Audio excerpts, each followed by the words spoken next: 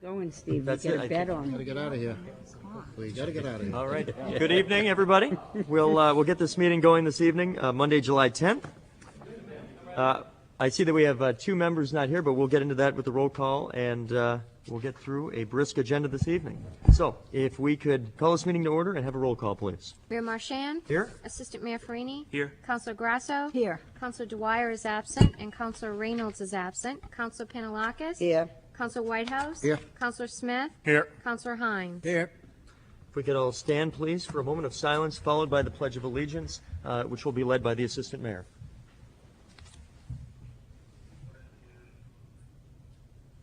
I pledge allegiance to the flag of the United States of America and to the republic for which it stands, one nation, under God, indivisible, with liberty and justice for all.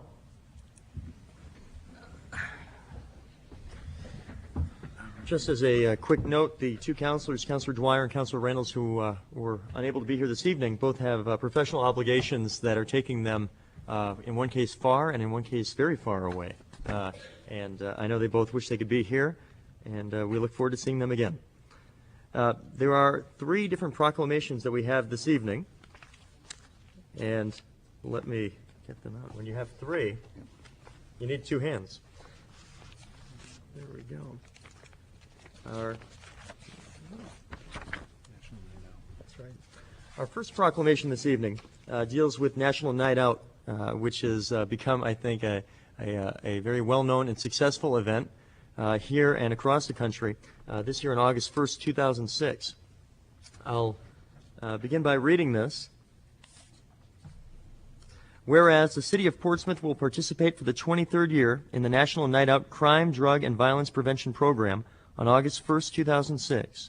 And whereas National Night Out provides a unique opportunity for Portsmouth to join forces with thousands of other communities nationwide to promote police-community partnerships, as well as neighborhood safety, awareness, and cooperation. And whereas it is celebrated annually in Portsmouth with block parties, cookouts, contests, youth programs, and visits from the police, public works, and fire departments, as well as city officials. And whereas the citywide neighborhood committee has partnered with the Portsmouth Police Department to organize National Night Out 2006 locally and plays a vital role in assisting police through joint crime, drug, and violence prevention efforts. And whereas it is essential that all citizens of the City of Portsmouth be aware of the importance of crime prevention programs and the impact that participation can have on reducing crime, drugs, and violence in our city. Now therefore I, Steve Marchand, Mayor of the City of Portsmouth, do hereby join with the City Council in proclaiming Tuesday, August 1st, 2006 as National Night Out in Portsmouth, and urge the citizens of Portsmouth to join the Citywide Neighborhood Committee and Portsmouth Police in this worthy and fun-filled event in our community, given with my hand and seal of the City of Portsmouth on this 10th day of July, 2006. So, if somebody would like to come forward, and again, there are a lot of people to thank, but certainly the police department is first and foremost among that. Thank you, Your Honor. If you don't mind, I'll have our newest police officer, Nicole Mercier, come up to accept this proclamation, also to introduce herself to you all. That's great. Right up front. Yep. All right. I'm pretty new to this job, too. So. Hey, There you go. fine. Thank you very much. Thank you very much. Pleasure. Thank you. I figured it would fit in well.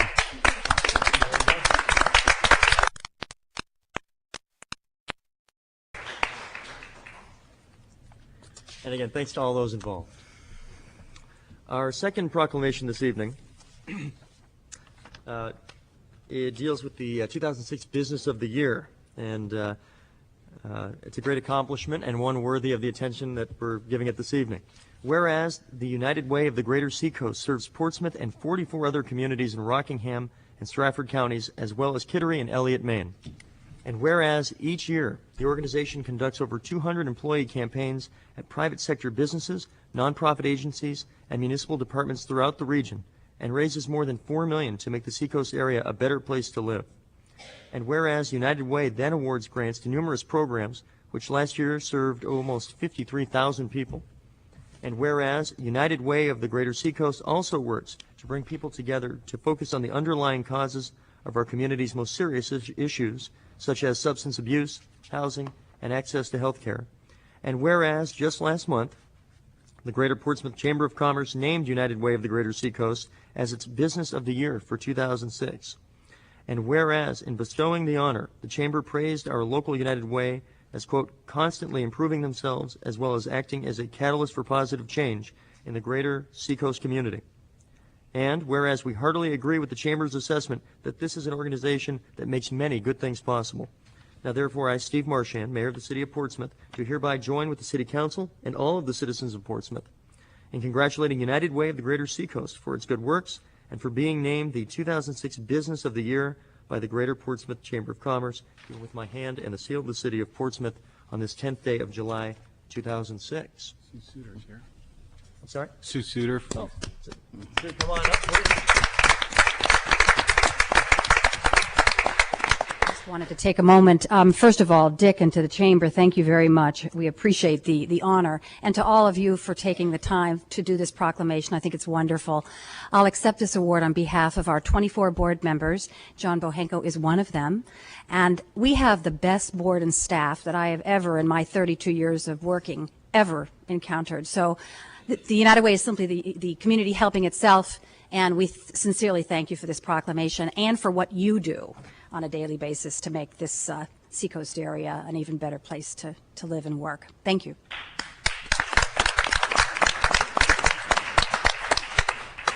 There you go. Take care, Sue. John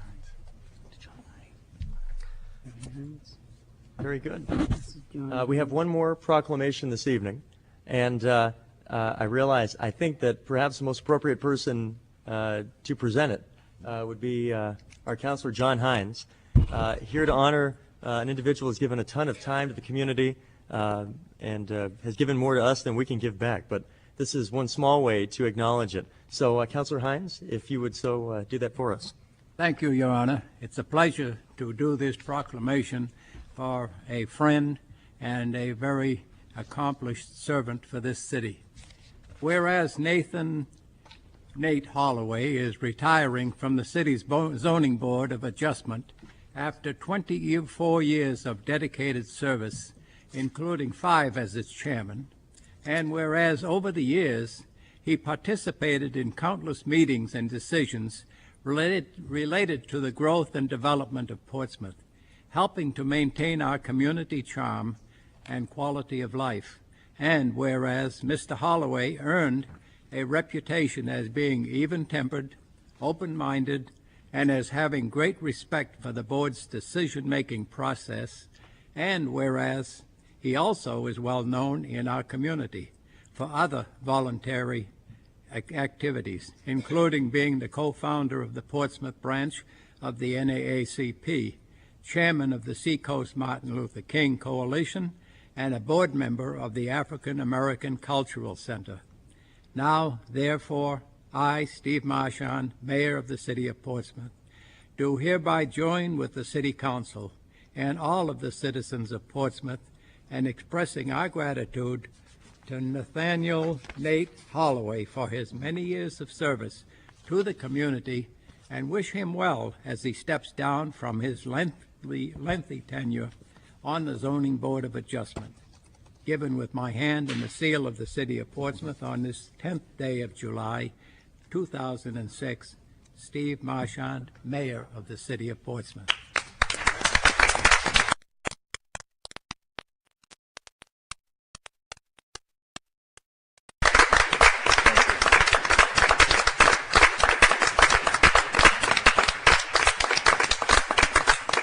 Thank you, Your Honor. Thank you, Brother Hines. Thank you, members of the City Council.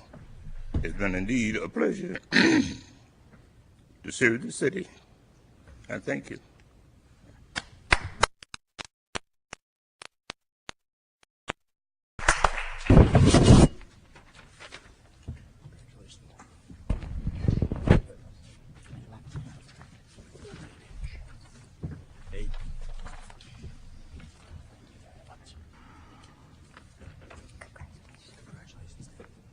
Congratulations, that wasn't no easy board. I must say, Councilor Grasso just said she said congratulations, which would be true in any case. considering the board involved, double congratulations. There is a lot of hard work done, so that is very much in order, and very wise by Councilor Grasso.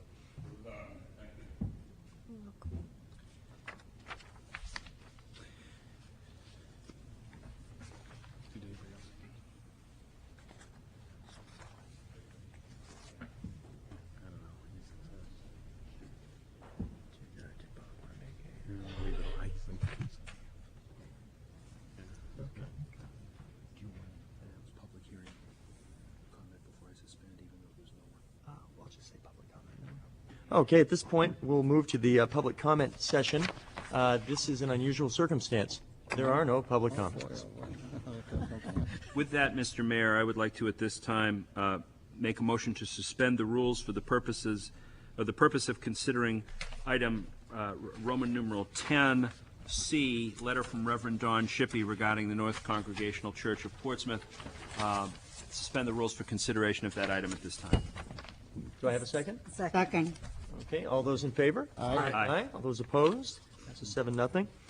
Let's move on. As you said, Assistant Mayor, that was item 10C, a letter from Reverend Don Shippey, North Congregational Church of Portsmouth, requesting that Church Street remain closed until October 30th, 2006, in order to complete the restoration of the steeple of the North Church building.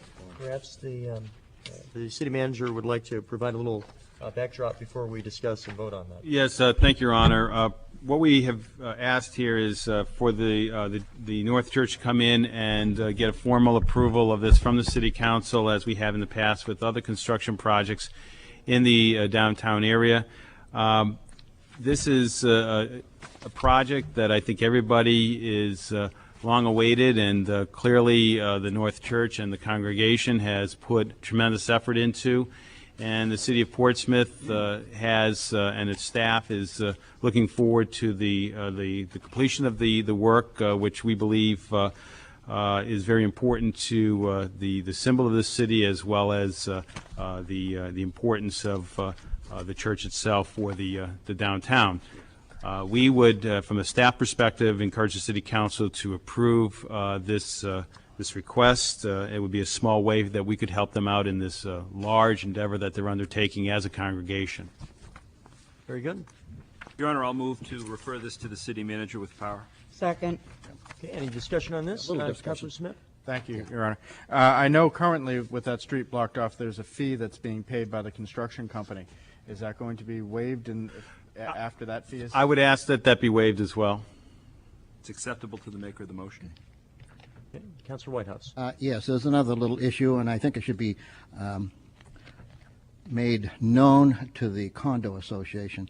That is, if they're able to sell, use the under street garage, which holds 25 cars, they will have to come from Porter Street the wrong way onto Church Street in order to get into that garage.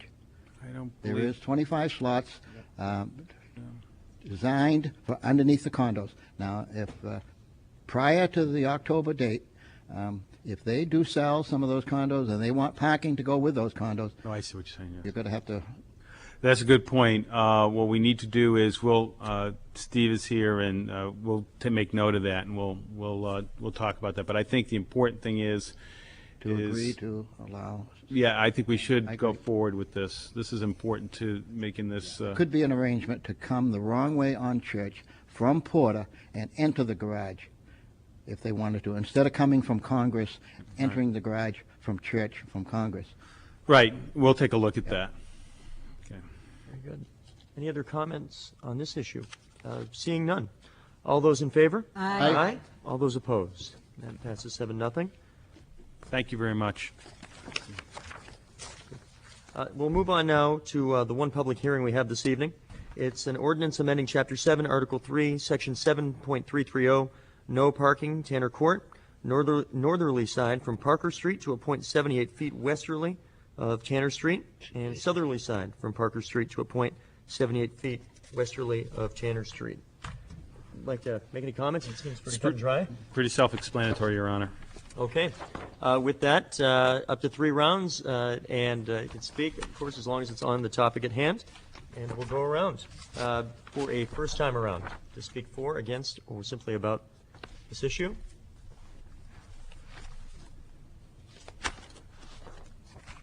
Hi, good evening. I'd like to speak for it. Should I just?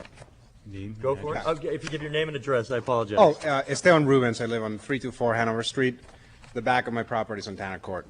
So I have 2 or 3 parking spots. And we moved there 2.5 years ago, and it's been constant struggle because it's full of people who park along the wall of the furniture store, and they're not residents. It's mostly people who work downtown, and they park during the day. And even though they don't block me in a strict sense, it's very hard to get in and out of our parking spots. And my neighbor, whose house is on Tanner Street, or Tanner Court, has a worse problem because he has only 1 parking spot and there's a light pole. So when I have to do maybe a 75-point turn, sometimes he can't leave the house. So given that it's not residents that would be affected, it's just people who don't want to pay, the whatever parking fee they would have to pay downtown. I don't see it's a huge problem. And furthermore, Tanner Court is supposed to be a 2-way street, and parking along that wall makes it a 1-way street, and even sanitation, trucks can't get through because there's cars parked there. And the fire door that the store has along that back wall is constantly blocked by the people who park there. So there's for many reasons for that, and my neighbor and I have tried different ways of getting this solved, but given that the ordinance didn't cover Tanner Court, neither the police department nor the parking enforcement people could do anything about it. So, thank you. Thank you very much. Okay, second time around, if there's any additional speakers. Seeing none, third and final time around for additional speakers.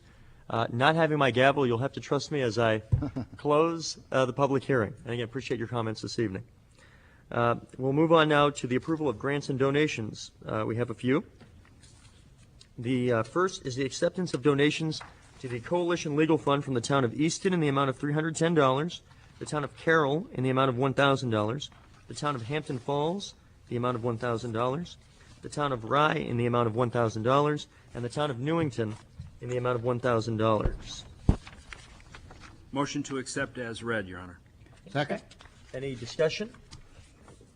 Okay, seeing none, all those in favor? Aye. All those opposed? That's 7-0, and we very much appreciate the community's continued participation, and we are keeping an eye on activities at this point at the state Supreme Court level, and legislation that may or may not occur next year as well. So there are certainly eyes keeping a constant watch because the subject is never far away. The second item is the acceptance of NHSCA Community Arts Development Grant in the amount of $5,000. Do I have a motion on this one? I'll move to accept the NHSCA grant award and authorize the city manager to administer the grant. Second. Second. Any discussion on this? Yes, Councilor Whitehouse. Just a brief discussion, Your Honor. In the work that is proposed to be done, I just hope they take in consideration the area that this building is located in, Historic District 8. No, Your Honor. I On the think wrong one? Councilor Whitehouse. This is for the arts coordinator. They're similar acronyms. Yeah. Okay. All right. Sorry. No problem. Any other comments, questions on this? Seeing none, all those in favor? Aye. All those opposed? That passes 7-0. We move on to consideration of resolutions and ordinances. The first and only item this evening is a second reading of ordinance amending Chapter 7, Article 3, Section 7.330, no parking Tanner Court, northerly side from Parker Street to a point 78 feet westerly, southern side Parker Street to a point 78 feet westerly. This is the same as the public hearing we just had a moment ago. Do I have any motions? Yes, Councilor Your Grasso. Honor, I move that we pass the second reading as amended and hold a third and final reading at our August 7th meeting. Second. Okay, I hear a second. Any comments, discussion on this? Seeing none, all those in favor? Aye. All those opposed? That also passes 7-0. We move on now to the consent agenda. If there are any items on it that anybody here would like to see pulled aside for a separate vote and or discussion, this would be the time to do it. No. Wow. Everybody looks Councilor this way. Whitehouse has Everybody a look this way. pie that's going to burn in 20 minutes, I think. Here we go. The first item, an acceptance of donations to the new library building fund. Heather Armitage, $20. R.B. Cole, $25. Patricia A. and Jack I. Palmer, $50. Aquila Chase, $100. Sean T. Rafferty, $100. Miriam B. Fairbanks, $100. Catherine Giordano, $260. Charles and Barbara Bickford, $1,000. The second item is the acceptance of grants and donations to the Cemetery Committee. The first from the New Hampshire Humanities Council Grant Award for New Hampshire Cemeteries, $200. A second of the same, also for $200, from the New Hampshire Humanities Council Grant Award for New Hampshire Cemeteries. And the third and final is NHSCAR. They are affiliated with the New Hampshire Society Sons of the American Revolution for $1,000. Third item, a letter from Nicole Gregg, New Hampshire Film Expo, requesting permission to use the Connie Bean Center for the 6th Annual New Hampshire Film Expo on October 12th, 2006 through October 15th, 2006. The fourth item, a letter from Rick Condon, Portsmouth Professional Firefighters, requesting permission to hold a voluntary boot drive in Market Square on July 22nd, 2006 to raise money for the Muscular Dystrophy Association from 9 a.m. to 4 p.m., the rain date there being July 23rd, 2006. Final item, a request from John Gollum, Pocos, to place one bench and one A-frame sign in front of the establishment located at 37 Bow Street. Do I have a motion to accept these? So moved for the consent agenda as written. Refer to the city manager. Second. Discussion on this. Seeing none, all those in favor? Aye. All those opposed? That passes 7-0. Next item, we have a few items under the presentation and consideration of written communications and petitions. The first is a letter from Phyllis Eldridge and Paul McEachern, New Library Fundraising Committee, requesting that the City Council endorse the new Library Gala celebration scheduled for Saturday, October 21st, 2006. So moved. Second. Discussion on this, Councilor Whitehouse? Yes, in looking at the communications from the chairman of the planning committee, I see that's written that the gala will feature music appropriate to the setting, dancing, hors d'oeuvres, and the cash sale of alcohol beverages. Now, I hope the committee realizes that there will never be alcohol beverages served in any municipal building in this city. So inform the committee very early. True? Maybe Mr. we City should Manager? refer this to the city manager. Well, let me just clarify what the request is. I think the request is to have that available for this event. And I guess that would be, I would ask the City Council, if that's the case, then that should be something that should be authorized by the City Council. I would defer to the City Attorney, but I believe the City Council can waive that, but that's something I would defer to the City Attorney on. May I, Your Honor, while I still have the floor? Sure. They could construct a tent. Mr. City Manager, would you please? They could construct a tent beside the facility and maybe meet all requirements in reference to no liquor in any municipal building in the city. Therefore, they could circumvent the ruling. But as far as that ruling is concerned, that was set many years ago, and I think we should abide by it. No alcohol beverages sold or given away in any municipal building in this city. Mr. Mayor, Yes, Assistant Mayor. at the risk of the decline and fall of Western civilization, I'd like to ask if the city attorney could offer an opinion as to whether or not we have the ability to suspend this rule. I actually participated in writing the letter. It is my belief that the City Council has the authority by adopting the recommendation contained in the last paragraph to authorize the celebration. Okay, Councilor Penelakos. Yeah, where would we find this rule? The attorney has it on file. Correct? It's there's a city ordinance which would basically prevent the sale of alcoholic beverages or consumption of alcoholic beverages in city buildings without city council approval. It says This, without right, city and this is the city council approval. It does state city council approval Yes. can waiver the issue? Yes. I want a copy. Mr. Mayor, Yes. based on the representation of the city attorney, I would like to make a motion that the city council suspend the rule which disallows the utilization of alcoholic beverages on any city property, such that those beverages might be allowed as per requested in the letter of June 22nd, 2006. With this- Second. Okay, well, now, who made the original motion? That's a motion to amend. Okay. Or All did right. anyone make an Nobody original made motion? the motion, Nobody made a motion yet, okay. I withdraw my motion No. pending. I think somebody, did they? Yes, Council Penelakis, you made the motion to refer it to the city manager with power. Yeah, but I A motion didn't. to amend. His is Okay. a motion to amend. okay, just want to make that clear. Okay, do I have a second on the motion to amend? Okay, thank you. Discussion on the amendment, though it seems like we were sort of already doing that. If not, let us vote on the motion to amend that the assistant mayor has proposed. All those in favor? Aye. Aye.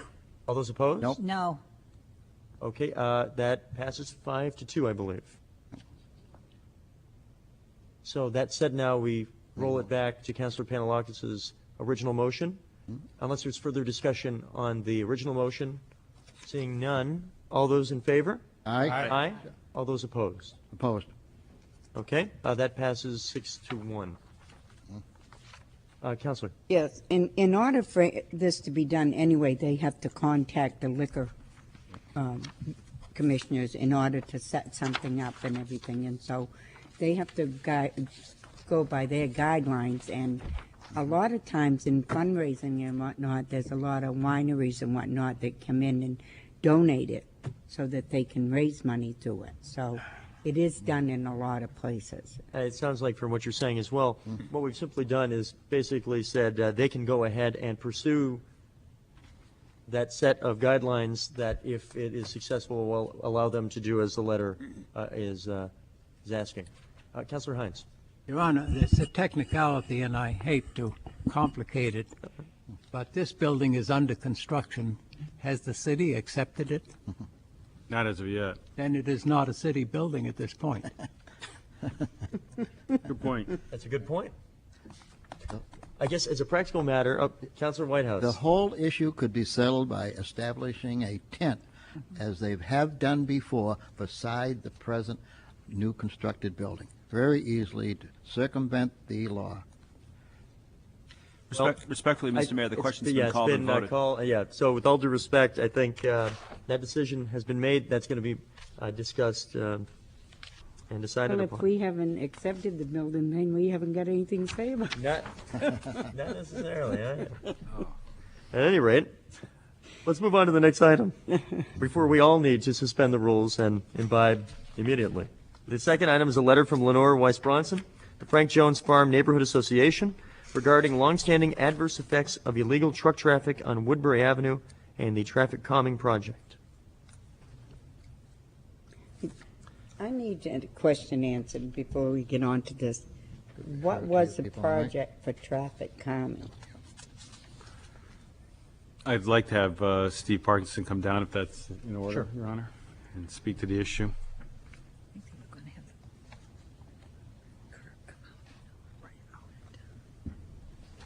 Back a number of years ago, the association submitted a request to the city to include a traffic calming project along Woodbury Ave. It was submitted to the state, continues to be footnoted and identified in our capital plan to date. At the present time, the state has not funded it or put it into its plan, other than to note it in the 10-year plan that if funding is available, this is a worthwhile project to invest in. The project has been carried in the capital plan for a number of years now and continues to be carried. But the state has not accepted it yet? It was Or not has included in the funded last it? round, the 10-year plan, but it was footnoted. Thank you. Thank you, Steve. Thank you. Okay, we'll have a motion on this. Councilor Whitehouse. Your Honor, I move that we accept the communication, place it on file, and also send a response to the chairman of the neighborhood committee indicating exactly just what Public Works Director has stated. Okay, do I have a second? Second.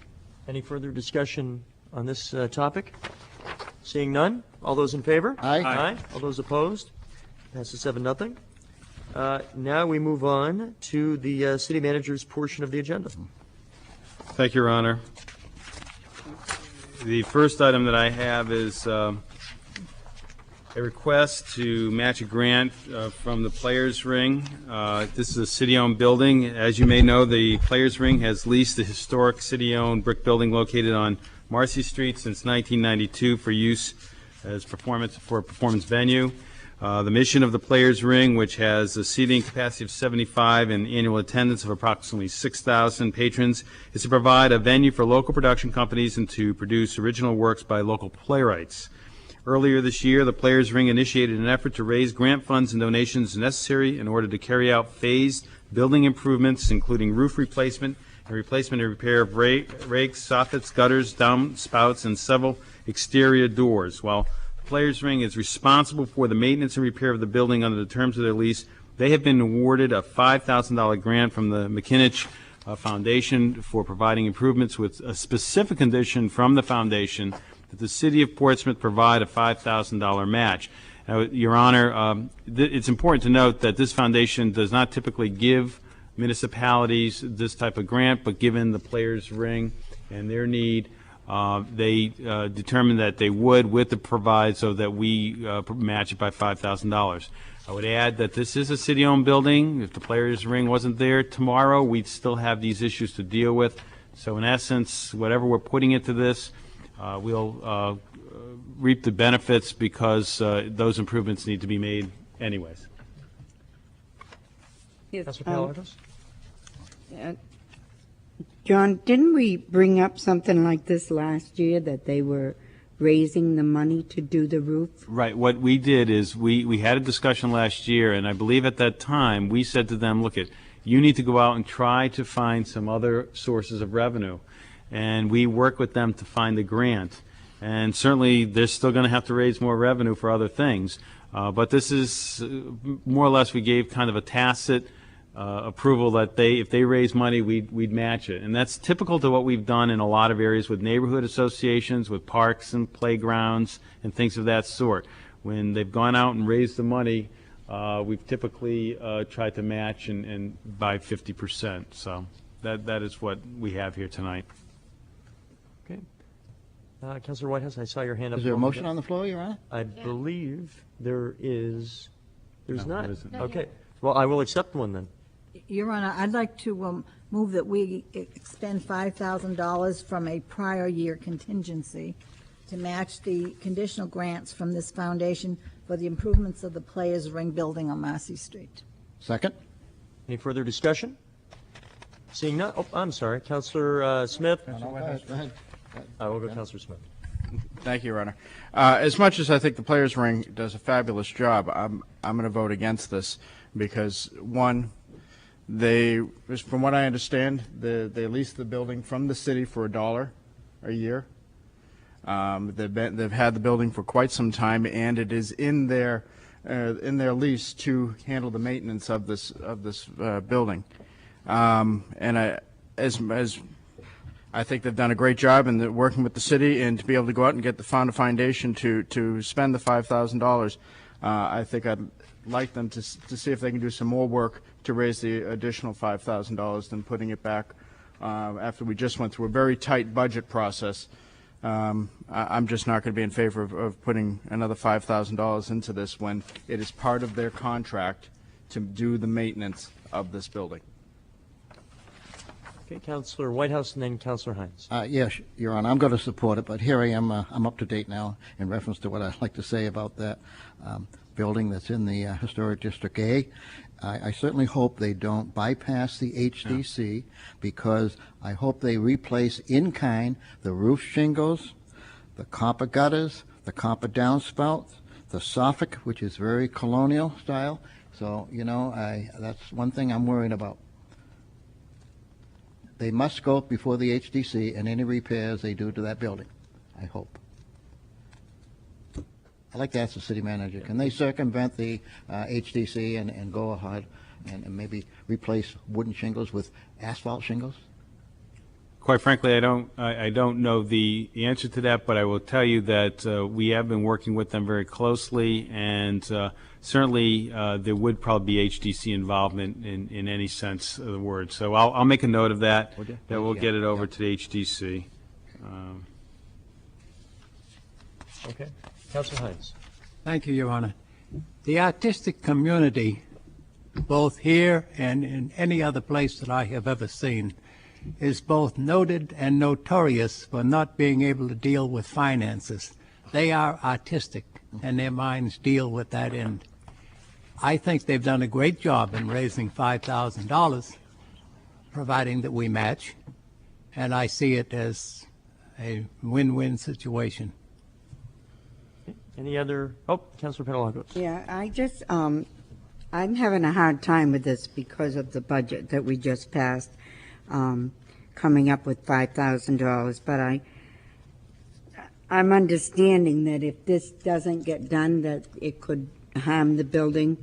If I might, Your Honor, if we don't do this and they stay in there, we're going to have problems in that building. And then if they leave a year from now, we're going to have more problems. So in my mind, I can understand where council members are coming from, but I think that we're going to get $10,000 worth of work done for essential things in the building that we have to just pay $5,000 for. So certainly if we turn back the money and leave it and let the building go in disrepair and the players' ring chooses to leave next year, the city is going to be responsible for this. Councilor Whitehouse? I could be wrong, but I still think we have over $340,000 as of June 30th left in contingency. Is that true? Yes, and one thing I would like to state on this, because I do know everybody's sensitive relative to the budget, and I can appreciate that. But the one thing that you have to understand is this is not going to be a continuing operating expense. This is really something that is a one-time expense, and when I say that, I mean it for this specific project. It's not going to be, it's not like we're putting $5,000 in and every year we need to put that $5,000 in. It's a one-time expense. It is to get $10,000 for only paying for $5,000. We get $10,000 worth of work for $5,000. I think that says it on its own. And again, I understand the philosophy difference, but I just think the practical outweighs the philosophical. But, I understand it. Assistant Mayor Ferrini. I don't think the logic is any different than that which we have under the capital improvement plan, the greater part of which is money that comes from other sources. But of course, if we don't have the foresight, vision, and intelligence to vote in the first instance to spend and seek those monies, we're not able to get the infrastructure improvements that we get out of the CIP. Likewise, in this case, besides assisting a local arts organization, we actually get to preserve one of our buildings for less money than we would if we had to do it on our own. So the budgetary sensitivity to this is counterintuitive. In fact, it costs you less money to vote for it. Councilor Grasso. Yes, thank you. I think perhaps the council might feel better if we ask them to let us know how they're using the money, exactly what repairs they made with the money. Well, I think it's pretty Yeah. clear in here, but I will report, if you want us to I report don't think that for $10,000, they're not going to be able to have a grand, grand repair, but they will do a lot of things that need to be done. And as my experience has always been, anytime anything happens on these buildings, they do go before the HDC if it has anything to do with the outside of the building. Okay, I saw a few hands. I saw Councilor Smith, and then I think Councilor Penelagos. Thank you, Your Honor. Again, I just want to say that, I absolutely agree. Spending $5,000 to get $10,000 worth of work is, it's a win-win for the city. My difficulty with this is the fact that there was a contract signed that they would take care of the maintenance of the building. If they get the building for $1 a year, we have several buildings around here with people getting the building for $1. What happens if they decide no longer that they're going to be doing the maintenance, and all of that starts coming back on us? That's my core problem with this. Well, there was a contract signed. Your Honor, if this was the case, I understand what the philosophical point is of Councilor Smith. I would then move. We at some point would have to then take control of that building and and make sure that the city was protected in its building. So this is we want to work with the players and we want to make them thrive. They've worked very hard, and certainly this again is a win-win for all involved. Councilor Panalakos and then Councilor Whitehouse. Yeah, I don't think that any of us sitting here should be downgraded because we feel as though that spending $5,000 on a building that we're not using is wrong. I think putting $5,000 is right. You're right. We need to, because it's matching funds.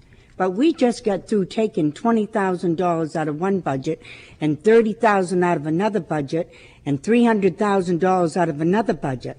So it is hard to sit here and justify how you're going to give $5,000 to yourself if you really believe in what you're doing. How you're going to give $5,000 to some place that is going to be because it's a players ring and they're artists and whatnot. I respect them highly, but I still also respect the people that I cut their budgets on. And that's why I'm having a hard time with it. I am going to vote for it, but I don't think it should be as if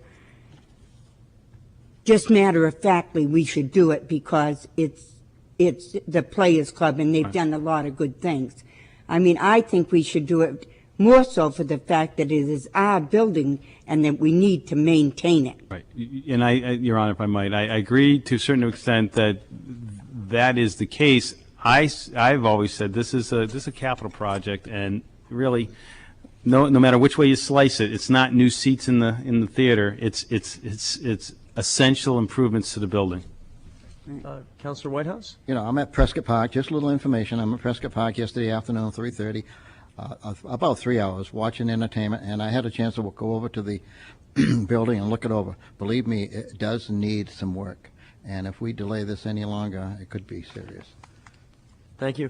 Just want to read a brief excerpt. Councilor Dwyer, who I mentioned earlier, is not able to be here. She's at a professional meeting in Colorado. I'll just read a couple sentences. I am strongly in favor, this is her language, I am strongly in favor of spending the $5,000 match from city contingency funds for repairs to the building. The Players Ring staff and board have worked hard over the past year to honor the agreement they have with the city to support maintenance of the building. This grant they have received is one indication of the success of the Players Ring in strengthening their operations. They are to be congratulated for the improvements that they have made. And then at the end, the building improvements will ensure a safe place to offer theater and provide needed maintenance for a city-owned building. So that's from Councilor Chris Dwyer. Obviously not here to vote this evening, but requested that we read at least excerpts from that. And my own personal opinion, for what it's worth, is I think that the matching component of this, in addition to the fact that it is a city-owned building, means I think you're delivering a lot of value for a small amount of money. I do respect the comments made earlier. You never spend any amount of money lightly, but you're looking to deliver value, and I think this is one case, in part because of the matching nature of it, where we can get a lot done, work that frankly we'll probably have to do at some point, and we can do it for half the cost. I would equate it a little bit to somebody who might have, say, a 401k in a workplace where the first 3% of their paycheck that they put in gets matched by their employer. That happens in some employer circumstances. And regardless of how much money you need in your paycheck, the chance that you can put 3% into savings effectively and get automatically a 100% return right off the top because they'll match that 3% means that in all but the most desperate of situations, one would take that matching opportunity. So I think the same principle applies here. It's a tremendous value.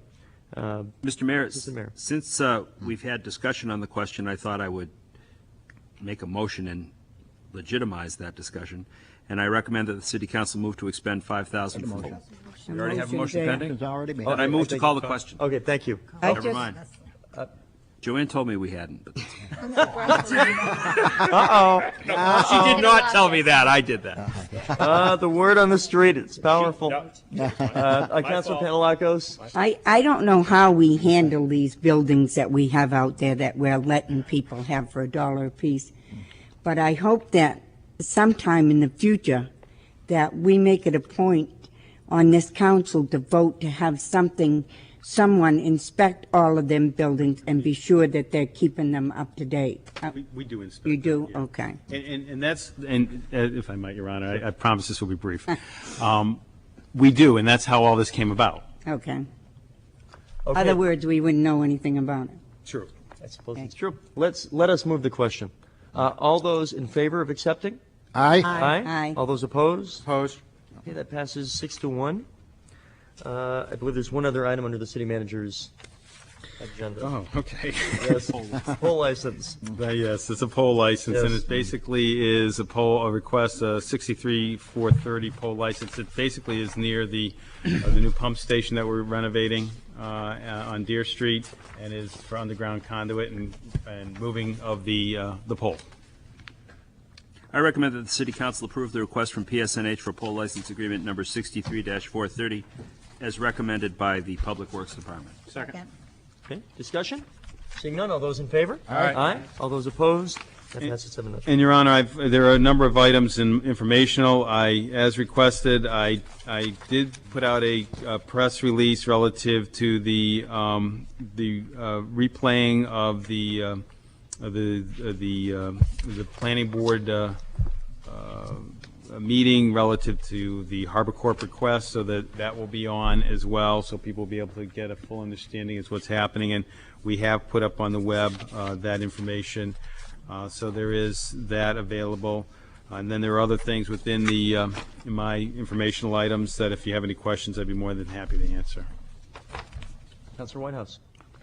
Just one issue, Mr. City Manager. You know, next Monday night's meeting with Harbor Corp and Ocean Properties, before the planning board. Ocean Properties? No, Harbor Corp. Oh, Harbor Corp. I'm So sorry. Freudian. I don't need that. No. They're really partnered The up. meeting that was held at the planning board was almost 5 hours. Would it be feasible to start maybe a little earlier, at 6:30 instead of 7? I think that has been noticed already as a It public has been. hearing. That's why we have one, that's been in the newspaper to be noticed at 7 o'clock. So that's why, if you recall, that is why we made that the only item on the agenda for the special meeting. One thing I would say, too, and this is an important point, because it was a very long meeting. 5 hours. Yes, is I will, and I hope I'll have the support of those around the table here as well, that what we're dealing with next Monday, regardless of what you think of the project as a whole, its location, its height, its size, its whatever, the garage, whatever, are dealing with fairly specific components of it. And that means a couple of things. One is, whether you are representing the project itself, or perhaps somebody who might oppose the project, as a citizen, as an entity, a business entity, whatever you are, one thing we do not need as a council, I would say, is a full-blown reiteration of, and to the extent that somebody might think that we need the full-blown reiteration, that is why we have the technology to allow somebody to see the entire presentation again from multiple perspectives. So I hope that I'll have the support that if, regardless of who it is, because it really doesn't matter, that there is significant discussion in terms of background, that we've got to really say that is not what we're here tonight to talk about. We're here to talk about actually fairly specific zoning-related changes. And if it's not about that, then really this is not the appropriate time to be discussing it. And Your Honor, Using the gavel if someone is steps. If I can find it? No, but I Yes. Mayor. Thank you. Your Honor, what I will be doing is I will be speaking to the applicant, and I will ask them to be cognizant of the concerns of the city council. Okay, so it definitely will not be a 2.5-hour presentation as before. I will speak to them and request, I cannot mandate, but I will request and I will express the concerns of the city council. And if there is that going down the road, I will, hopefully I've shown some ability in the short time I've been in this seat to politely, yet somewhat assertively say, you know, let's keep it to the subject at hand, and there will certainly be other opportunities for broader discussion and broader, but in terms of what next Monday's about, it is actually about a rather specific set of proposals, and that's what we should keep the subject on. That's all I have, Your Honor. Okay. I've got a few items this evening. First, deal with considerations and final votes for various appointments. The one that we're voting on for this evening to the Mayor's Trees and Public Greenery Committee is June Rogers. So moved, Your Honor. Second? All those in favor? Aye. Aye. All those opposed? The second item, and I apologize, these are simply for consideration this evening. There are two individuals, hopefully you've gotten these earlier this evening. Again, they're simply for consideration. One is an alternate position for the Cable Television and Communications Committee, Nancy Beach. The second is an alternate on the Board of Adjustment who is seeking to become a regular member. That would be Duncan McCollum. Those are for consideration and would be voted upon at the next meeting. That deals with appointments. One other item, you may or may not have seen it, those at home. There was some reference to it in at least one of the local papers today. I want to announce for the Joint School Advisory Committee, JSAC, that there are going to be 9 voting members. We discussed this prior. 3 school board members, 3 city council members, 3 other members of the public. There'll also be some ex officio representation. The school board members I will not announce tonight, in part because I'd like the school board to have that final discussion and make that decision and respect their place in that process. I believe that will be coming shortly, but it will not be coming this evening. The 3 members of the city council who will be serving will be the assistant mayor, Tom Ferrini, Joanne Grasso, and Ned Reynolds, who's not here this evening. The 3 members of the public at large who will serve on this committee. One is Tony Coviello, one is Rose Sully, and one is Eric Weinreib. In all cases, one of the things that I've really been looking for here is a balance of perspectives, some representing perhaps one side of certain issues, some representing other sides. But I think in all cases, showing the ability to express objectivity in the process. And it happens you have several people here that have the range of backgrounds, including being parents, current and past, perhaps even future, and people who have been in the teaching profession, people with engineering backgrounds, people with legal backgrounds. You're looking for diversity and you're looking for objectivity regardless of opinions or feelings they may have. I think that what you have here are a group of people who are going to have the ability to analyze and recommend, listen, and really play a key role in this process, which is obviously a very important one. The ex officio members will include, but may not be limited to, John Stokel, the middle school principal, Bob Lister, the current superintendent of schools, Helen Maldini, who is the chair of the Newington School Board. Newington sends students to the middle school, and I know that she also served on the feasibility committee, the middle school feasibility committee. And I believe Steve Bartlett will also be serving as an ex officio role as the business manager for the school district. So those would seem to be logical appointments as well. And I'm sure you'll be hearing about the school board representation shortly, as well as in the near future how the chairmanship of the committee will work. I believe that the group will be getting together. We don't have a firm date yet, but I would say it'll probably be in the mid to late August. We're working on a date right now. I'll be discussing that with members of the council and members of the committee. And in the first part of August, we'll likely be looking for members of the committee who have not previously spent time in the current middle school to find time in the schedule, hard as that is at times, to take a tour of the middle school so we know what we're starting with for those that have not in the past. So that's that item on the agenda, and I believe that is all I have. At this time, let's go to Councilor Smith, dealing with traffic and safety related items. Thank you, Your Honor. I'm going to ask for a motion to accept the action sheet from Traffic and Safety. June 16th. For June 16th. Thank you. Second? June 8th. Okay. June 8th. June 8th? Just want to make sure. June 16th. Is it June 16th? Yeah. Yes. We accepted the minutes from the 8th at that action. Yeah. There we go. Just want to pull out a few items on here. One is the Newcastle and Marcy Street, that there was a resident complaint out there for traffic and parking situation out there, and the committee felt it best that since there is going to be construction going out there, that'd be taken care of at that time. And then the last one, number 5, I want to point out Jenkins Street off Summit, because this will require an additional ordinance, and that is there'd be no parking on either side of Jenkins from Summit to Rockaway, and the end of Jenkins at Rockaway, opposed to no parking from 7 to 3. This is the parking area that's right up by the back gate of the high school. There's some small streets that are up there. There are some students that park up in there, and makes it hard for the residents to maneuver. And the reason for the no parking from 7 to 3 is to make sure that the students' cars are not down there, but to at least allow the neighbors to use that parking in the evening time. Very good. Councilor Whitehouse? Yes, in reference to the Marcy Street issue, and I'm referring from Newcastle Avenue down to South Street.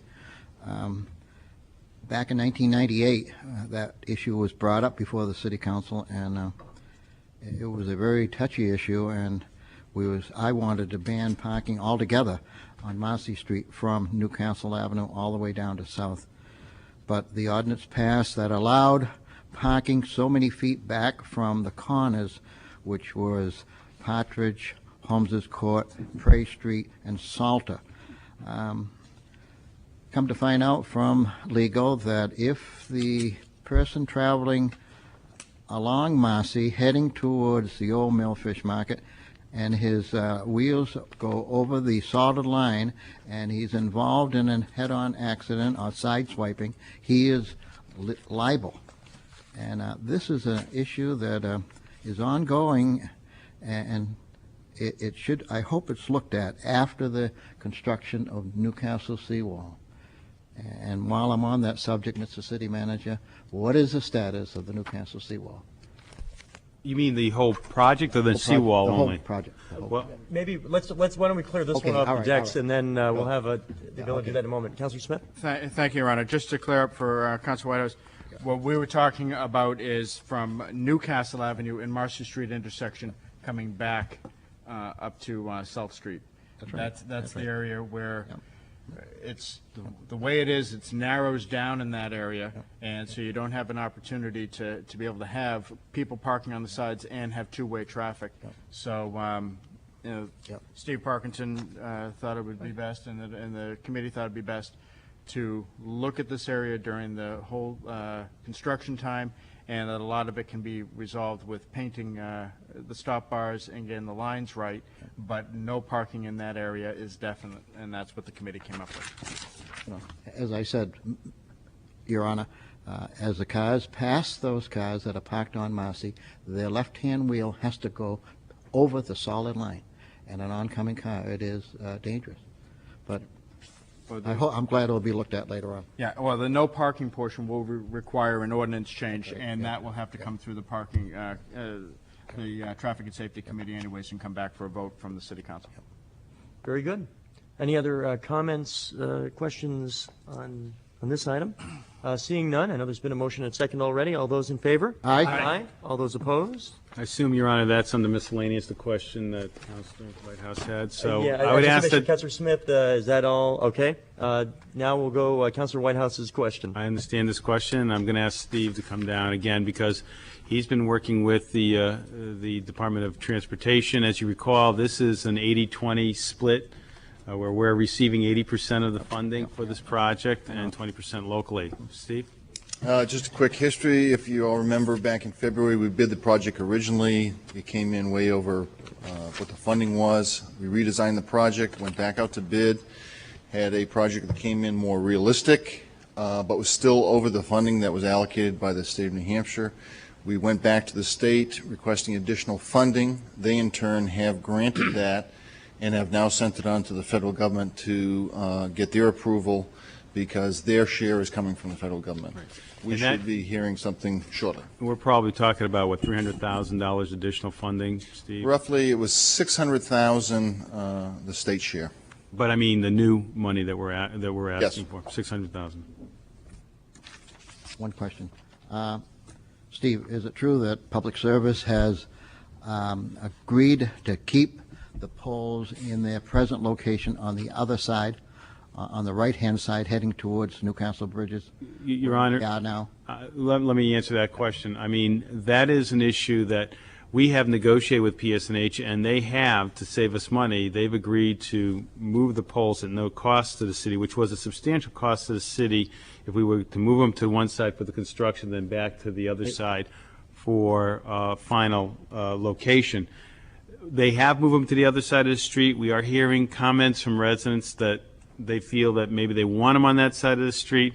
We need to do some of our work in terms of getting the neighborhood together to talk to them about this issue, and that's something we need to do. Right now, PSNH is committed to moving them back to the location that they were in. Yep. They would be more than happy to leave them at that location. I have heard a couple of residents that are happy with them on that side of the street, but I've also heard from a couple that aren't. So that leads me to believe that we need to really talk about that with the neighborhood. Thank you, Steve.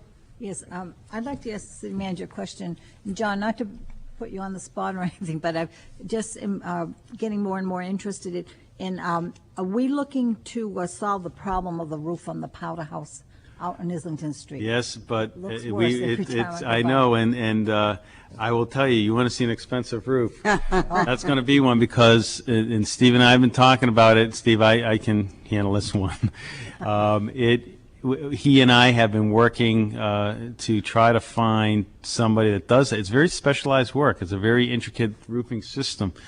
And I know who the contractor was, say, 25 years ago. if you give us his name later on, we'll see if he's still in business. But it is going to be an expensive proposition for that. And we agree. Well, the Powder House is something that we talk about. And it's not just getting the money to do the work. It's getting somebody to actually do the work.